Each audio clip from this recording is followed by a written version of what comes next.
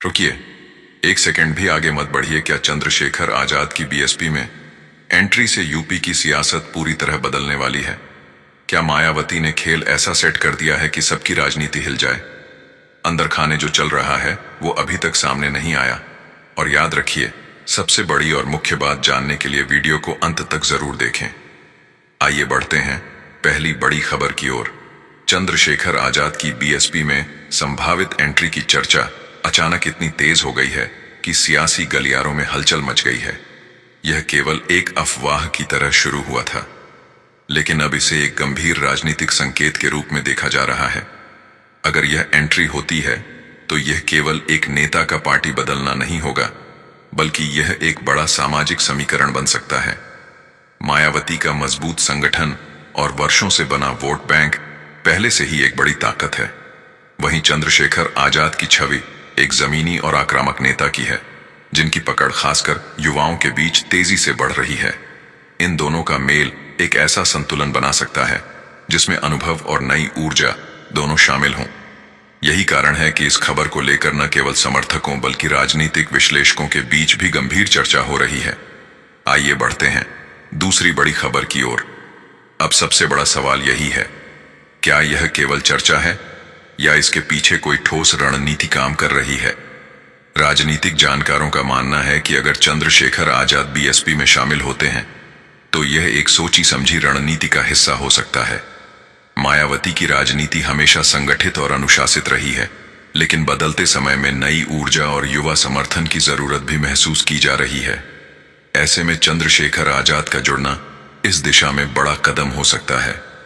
यह कदम उन क्षेत्रों में भी असर डाल सकता है जहां बीएसपी को नई पकड़ बनाने की जरूरत है।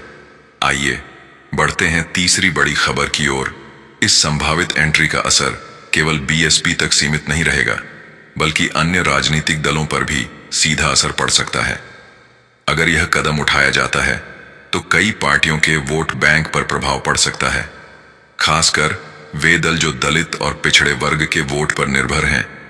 उनके लिए यह बड़ा झटका साबित हो सकता है। यही वजह है कि इस खबर के सामने आते ही सियासत में हलचल तेज हो गई है और हर पार्टी सतर्क नजर आ रही है। आइए बढ़ते हैं चौथी बड़ी खबर की ओर। हालांकि इस संभावित कदम के सामने कुछ बड़ी चुनौतियां भी हैं। सबसे बड़ा सवाल यह है कि क्या दोनों नेताओं की कार्यशैली और प्राथमिकताएं एक साथ तालमेल बैठा पाएंगी। मायावती की राजनीति अनुशासन और संगठन पर आधारित है, जबकि चंद्रशेखर आजाद की शैली ज्यादा आक्रामक और जमीनी मानी जाती है। अगर इन दोनों के बीच सही संतुलन बनता है तभी यह रणनीति सफल हो सकती है। आइए बढ़ते हैं पांचवी और सबसे बड़ी खबर की ओर। सबसे बड़ा ट्विस्ट। अभी तक कोई आधिकारिक घोषणा नहीं हुई है, लेकिन संकेत लगातार मजबूत हो रहे हैं।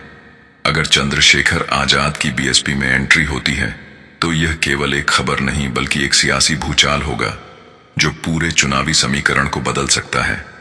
और यही है वो सबसे बड़ी और मुख्य बात, क्या यह रणनीति सच में लागू होगी या सिर्फ सियासी चर्चा बनकर रह जाएगी?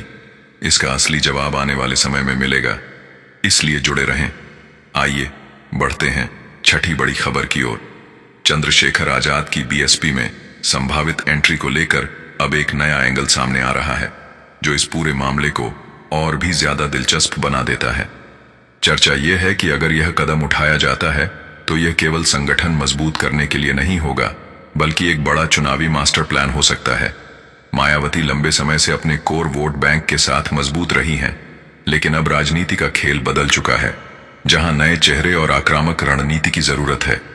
ऐसे में चंद्रशेखर आजाद का जुड़ना एक ऐसा कदम हो सकता है जो बीएसपी को नई ऊर्जा दे। सबसे खास बात यह मानी जा रही है कि इस संभावित कदम से युवाओं और नए वोटर्स को जोड़ने की कोशिश हो सकती है। अगर यह सच होता है तो यह सिर्फ एंट्री नहीं बल्कि एक गेम बदलने वाला प्लान होगा, जो सीधे चुनावी परिणामों को प्रभावित कर सकता है। आइए बढ़ते हैं सातवीं और सबसे बड़ी खबर की ओर।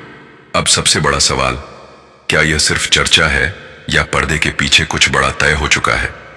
सूत्रों जैसी चर्चाओं में यह भी कहा जा रहा है कि अगर चंद्रशेखर आजाद बीएसपी के साथ आते हैं तो यह कदम अचानक नहीं बल्कि लंबे समय से चल रही रणनीति का हिस्सा हो सकता है। इसका मतलब साफ है, जो अभी दिख रहा है वो पूरी कहानी नहीं है। असली खेल अंदर ही अंदर तैयार हो रहा हो सकता है।